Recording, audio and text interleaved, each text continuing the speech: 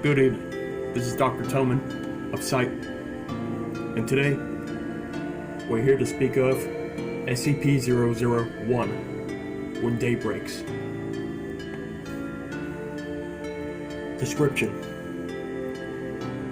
SCP-001 is a designation given to the Sun after an event on Data Lost, EC-172, Contact Administration, resulting in 6.8 billion casualties within the first 24 hours. The SCP-001 effects does not seem to result on exposure to ultraviolet rays, but rather light in the visual spectrum, 390 to 700 nm. The effect is similar to moonlight. Upon contact with visible light produced by the sun or the moon, living organisms liquefy at the point of contact, with the effect spreading until the entire organism is converted. Visually, this is reminiscent of melting wax. The time this takes is largely dependent on the level of exposure and the size of the organism. Despite this reconstruction, at no point do living organisms perish. Upon completion, these organisms, SCP-001-A, take on a gelatinous consistency. Volatile organisms will attempt to orientate themselves in a fashion reminiscent of that to their previous forms, to varying degrees of success. Flora typically remain inert, yet are capable of photosynthesis and still produce oxygen.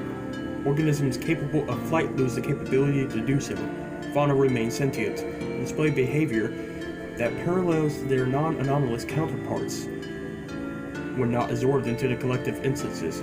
Humans retain a modicum in sapience and memory. Scrolling down. Biological anomalies exposed to SCP-001 are affected in the same manner. It seems that exposure nullifies any previous expressions anomalies characteristics.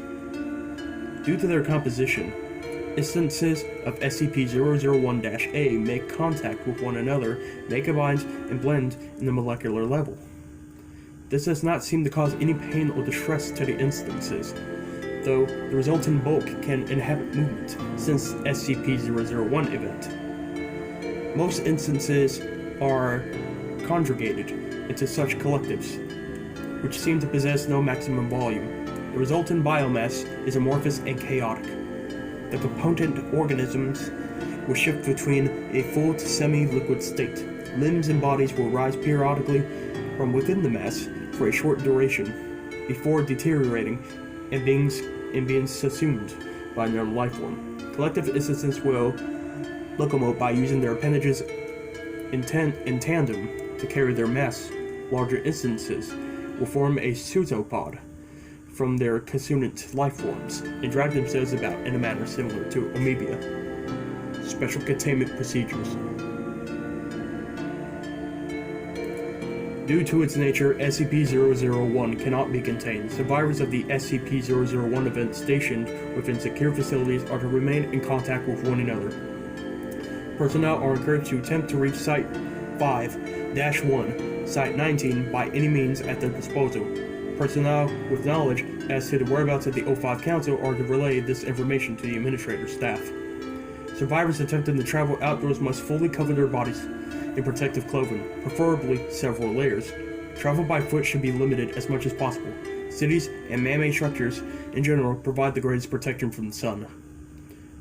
Formerly wooded areas should be circumvented. Travel by air is preferable above all other methods, where driving is also acceptable. Personnel exposed to SCP-001 are to be considered lost. Compromised personnel are to be abandoned. Euthanization is not to be attempted. Collective instances of SCP-001-A that are formidable size are to be avoided at all costs. Conductive electrical weapons have proven partially effective at immobilizing instances of SCP-001-A and may be used for self-defense. Incendiary weapons work as well, and cryogenic mutations are the most effective thus far. Testing has revealed that SCP-001-A is relatively safe to consume. This is only to be considered as a last resort of food for survival in the absence of other options. As SCP-001-A may reconstitute within its digestive system, only small portions can be consumed at a time to prevent blockage. Personnel stationed at Site 19 are to be pursue researchers concerning off-world colonization. Shelves must be constructed as to not allow light to penetrate the interior. A note from the Administrator. To those of you with families, or, God forbid, children, I'm deeply, deeply sorry. You must push on.